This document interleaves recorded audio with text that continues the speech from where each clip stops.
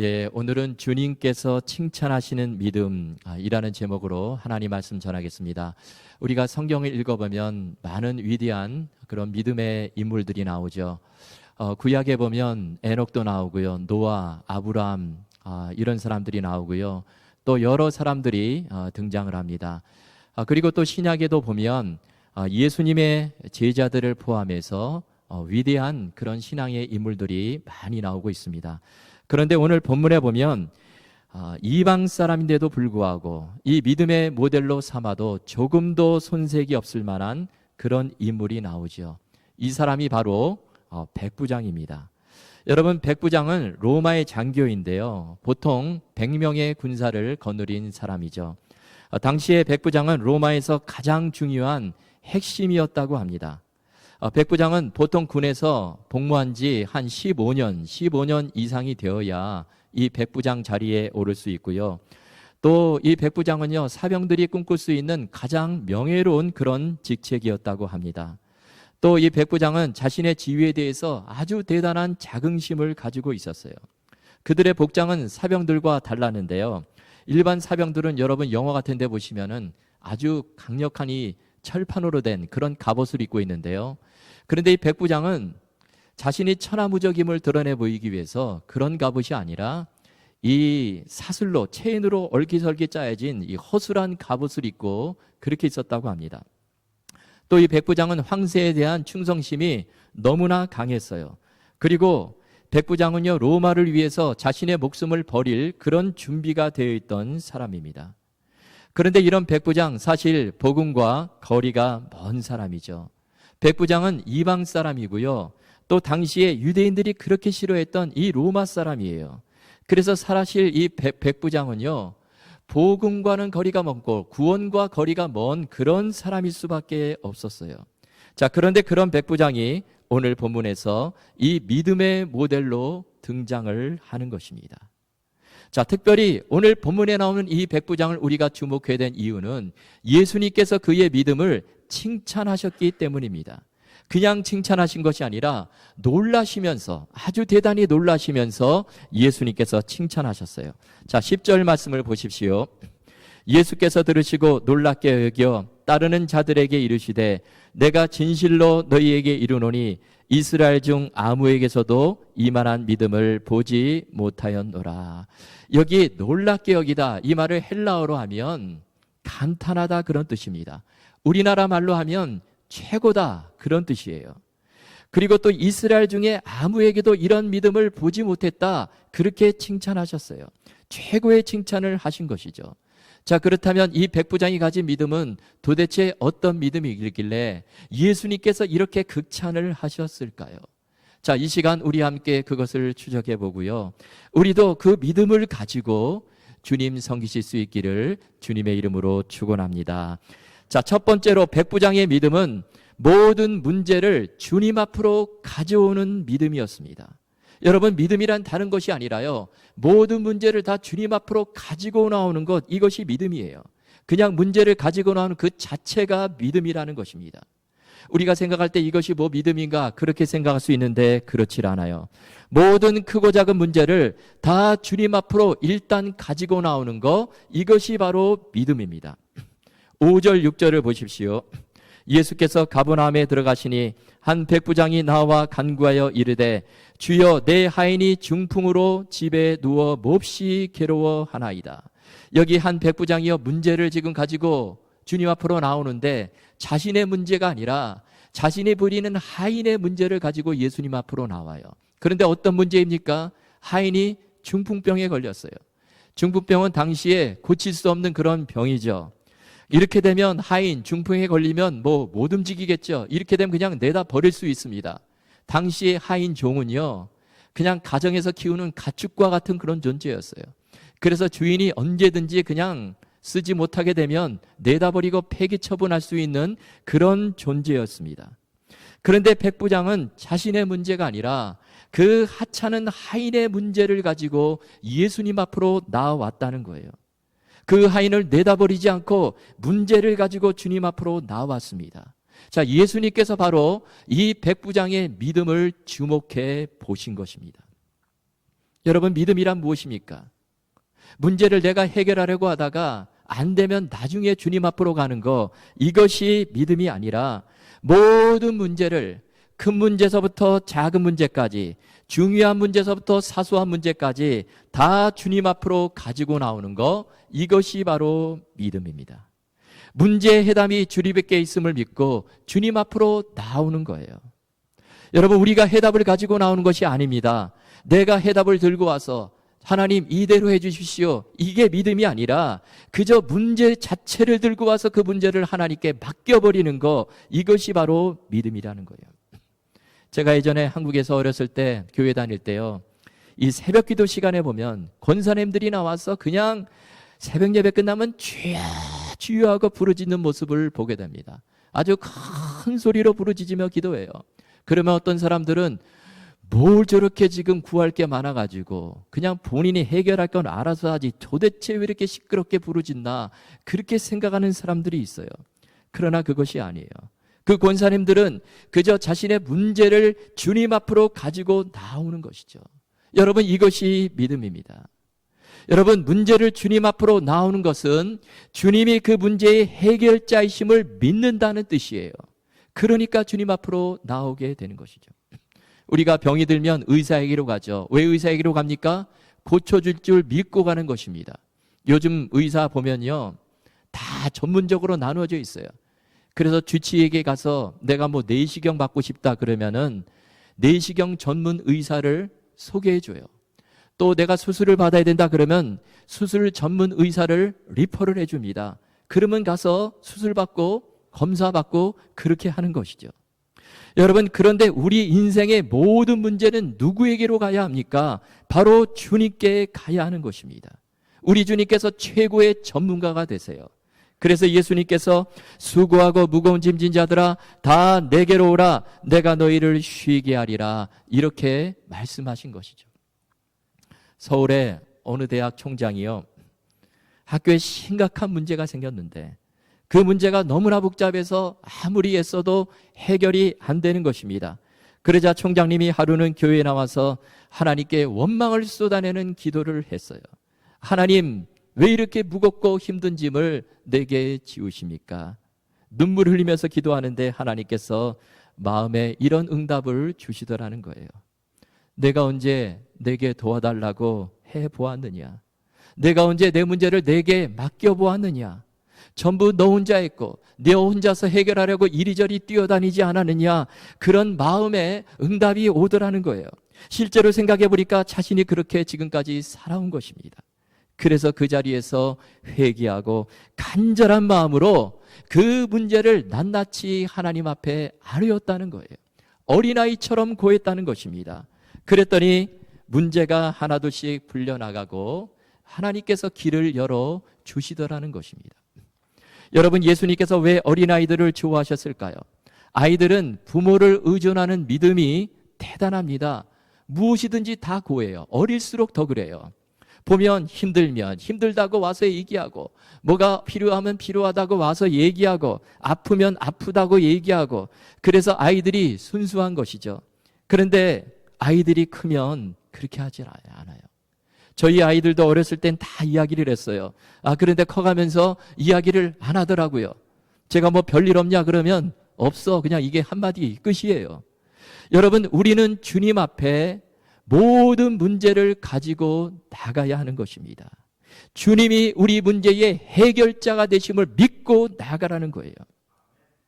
예전에 실을 짜서 옷감을 만드는 직물 공장이 있었는데요, 당시에 기계가 온전치 못해서 실이 자주 엉키곤 했습니다. 그런데 실이 엉키면 규칙이 있어요. 그 규칙이 뭐냐면 반드시 공장장에게 보고하라는 그런 규칙이 있었습니다. 그런데 새로운 직공이 일하다가 실이 엉켜버리자 어떻게 하냐면요, 자기가 그것을 해결하려고 막 이리저리 해보는데 안 되니까 실이 더 엉켜버려요. 그러자 그때 공장장이 와서 그 실을 풀어주면서 이런 말을 했다고 합니다. 너의 최선은 실이 엉키면 내게 보고하는 것이다. 너의 최선은 그저 시련 켜버리면 내게 와서 보고하는 것이다. 이런 말을 했다는 거예요. 여러분 마찬가지입니다. 우리가 인생 살다가 문제에 직면하게 되면, 크고 작은 문제에 부딪히면 우리의 최선은 그저 주님 앞으로 나와 보고하는 것입니다. 여러분, 말 못할 문제가 있으십니까? 근심 걱정이 있으십니까? 주님 앞으로 나오라는 거예요. 주님은 우리 인생의 전문가세요. 보호자, 치료자가 되십니다. 믿음으로 다 주님 앞으로 나오라는 거예요. 본문에 나오는 백부장처럼 그저 주님 앞으로 나오는 것입니다. 우리 인생은요, 육상 경기 중에 이 허들 경기와 같죠. 허들 하나를 넘으면 또 하나의 허들이 나타나요. 그 또 하나를 넘으면 또 하나가 나타납니다. 결승점에 도착할 때까지 계속해서 허들이 나타나요. 아마 우리가 죽을 때까지 이런 인생의 문제, 장애물들이 나타날 거예요. 그런데 그때마다 우리는 주님 앞으로 나아가야 하는 것입니다. 어린아이처럼 주님 앞에 나와서 주님 도와주십시오. 모든 문제를 다 아뢰는 거예요. 그러면 우리 주님께서 도와주시고 붙잡아 주시고 그 문제를 돌파할 수 있는 힘을 주실 것입니다.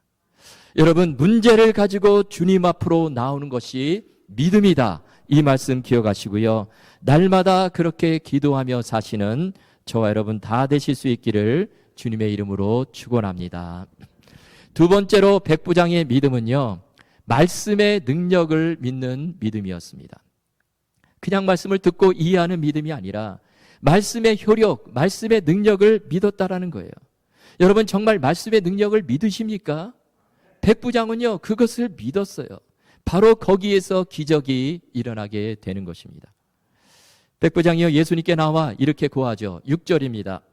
이르되 주여, 내 하인이 중풍병으로 집에 누워 몹시 괴로워하나이다.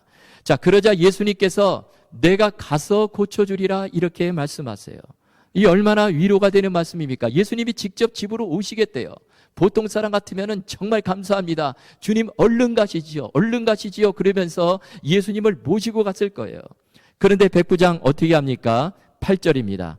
백부장이 대답하여 이르되 주여, 내 집에 들어오심을 나는 감당하지 못하겠사오니 다만 말씀으로만 하옵소서. 그러면 내 하인이 낫게 싸움나이다.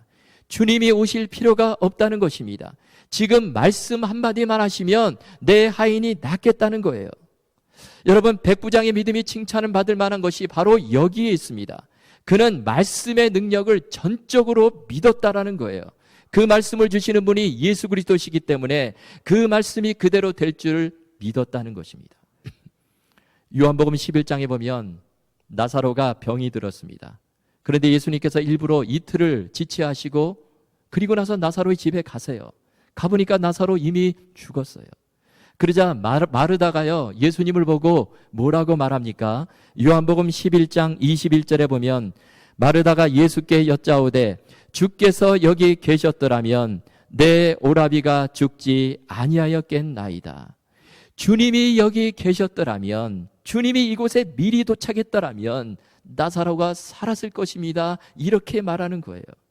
여러분, 주님은 언제든지 말씀 한마디로 병자들을 고치시고 죽은 자도 살리시는 분이신데, 그런데 그 주님이 꼭 여기에 계셔야만 된다 이렇게 말하는 것이죠. 내가 눈으로 직접 주님을 보아야만 해결이 됩니다. 그렇게 말하는 거예요.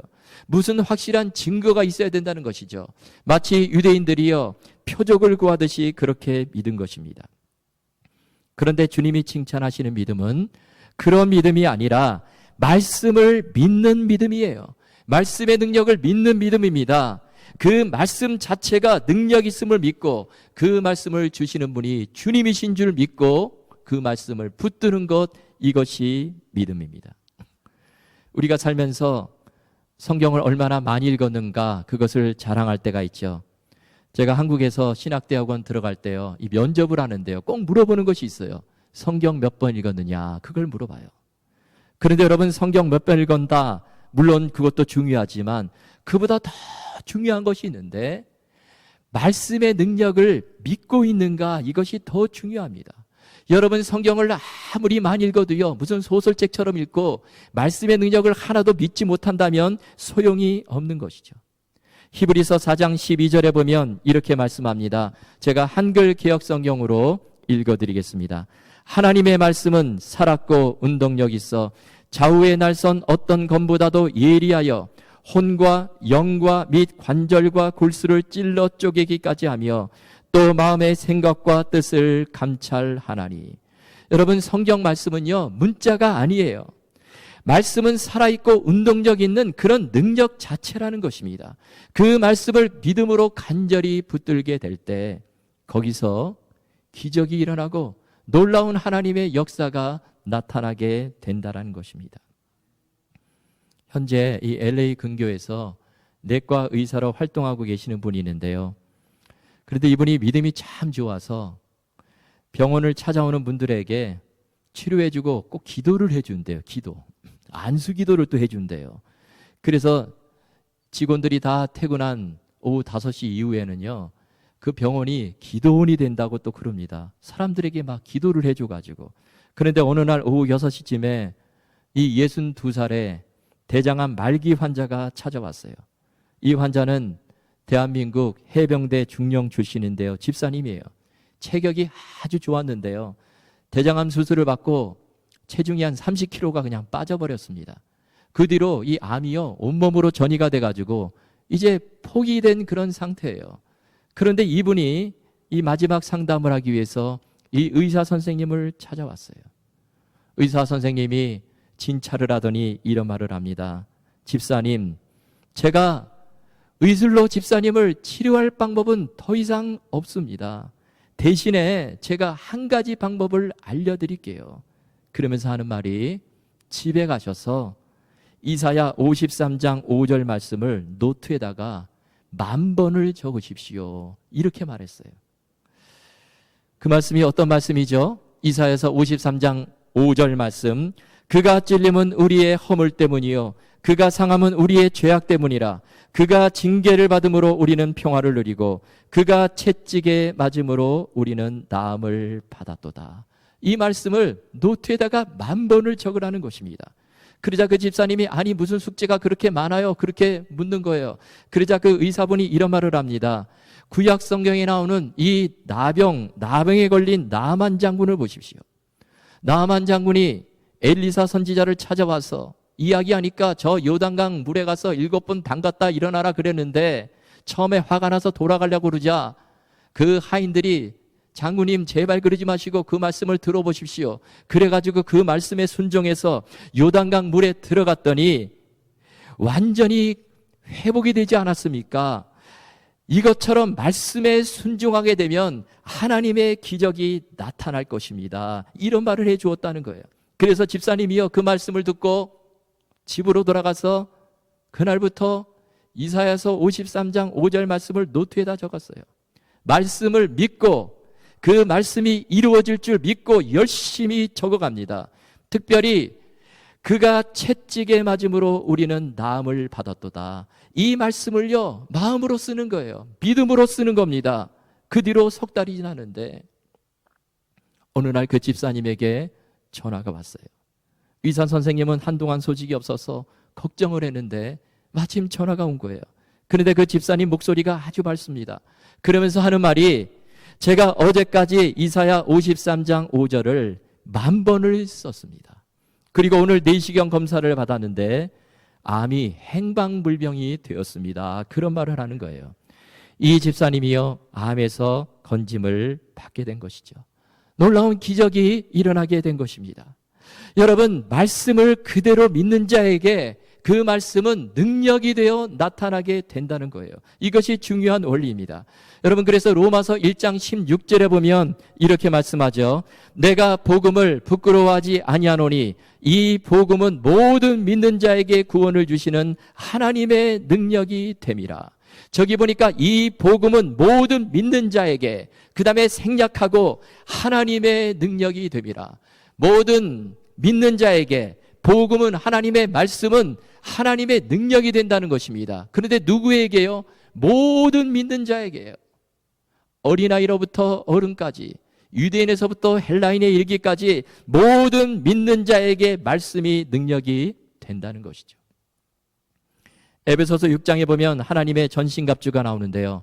그 중에 이 성령의 검이 나옵니다. 이 성령의 검은 하나님의 말씀이죠.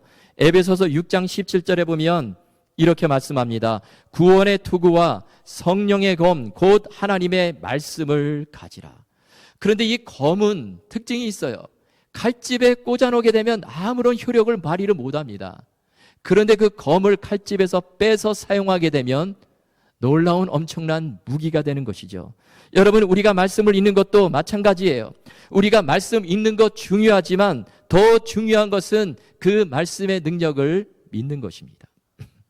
최근에 미국 제약회사 화이자와 독일 바이오엔테크가요, 이 코로나 백신을 개발했다는 소식이 들려오는데요. 근데 치료 효과가 무려 90% 이상이 된다고 합니다. 참 반가운 소식이죠. 그래서 이제 코로나19에 대한 그 종식에 대한 기대가 높아지고 있다. 그런 말을 하고 있습니다. 그러자 이 트럼프 대통령이요, 대선이 끝나기 전에 이 제약회사가 그것을 발표했어야지, 대선이 끝나고 난 다음에 발표했네 그러면서 막 굉장히 언짢아하고 있습니다. 지금 뭐 음모가 있다 지금 그러고 있는데요. 그런데 이 백신을 내년 4월까지 모든 미국인들이 접종할 수 있을 만큼 많은 양을 생산할 것이다, 그렇게 말하고 있어요. 또 한국에서도요, 지금 그 백신을 확보하기 위해서 계약까지 맺었다, 그런 소식이 들려오고 있어요. 자, 그런데 중요한 것이 무엇입니까? 자, 우리가 그 백신의 효능에 대해서 알고 있어요. 뭐 90% 이상 효과가 나타난다, 알고 있습니다. 내년 4월이면 양도 충분해집니다. 그런데 정말 중요한 것은 그 백신을 맞아야 되는 것이죠. 맞아야 효능을 보게 되는 것입니다. 여러분, 독감 백신도 마찬가지죠. 독감 백신 지금 뭐 CVS라든지 어디 병원에 가서 그거를 맞아야 효능을 보게 되는 것입니다. 여러분, 마찬가지로 하나님의 말씀은 분명히 능력의 말씀이에요. 우리 하나님께서 말씀하셨기 때문입니다. 또 하나님께서 그 말씀을 성경에 담아다가 우리에게 주셨어요. 자, 그러면 중요한 것이 무엇입니까? 그 말씀을 내 마음으로 받고 믿음으로 간절하게 붙잡는 거예요. 백부장처럼 그렇게 말씀을 붙잡는 것입니다. 여러분, 우리가 이렇게 말씀을 믿고 붙잡을 때 그 말씀이 살아있고 능력 있는 말씀으로 내게 다가오게 될 것입니다. 여러분, 우리 주님이 보시는 것은 오직 한 가지 믿음을 보세요. 그래서 오늘 마지막 절에 예수님께서 뭐라고 말씀하십니까? 13절입니다. 예수님께서 백부장에게 이르시되 가라, 내 믿은 대로 될지어다 하시니 그 즉시 하인이 나으니라. 여러분, 소가 언덕이 있어야 비빈다라는 속담이 있습니다. 그런데 우리 하나님께서도요, 우리 안에서 일하고 싶으신데 무엇을 근거로 해서 일할까? 그것을 찾고 계신다는 거예요. 그런데 하나님께서 일하실 근거는 바로 우리의 믿음입니다. 우리에게 믿음만 있으면, 특별히 모든 문제를 주님 앞으로 가지고 나오는 그 믿음, 말씀의 능력을 믿는 그 믿음만 있으면 우리 하나님은 그 믿음을 통해서 저와 여러분에게 역사해 주실 것입니다. 여러분, 오늘 이 말씀 붙잡으시고요, 우리 모두 그 믿음 가지고 모든 문제를 돌파하며 주님께 쓰임 받으시는 저와 여러분 다 되실 수 있기를 주님의 이름으로 축원합니다.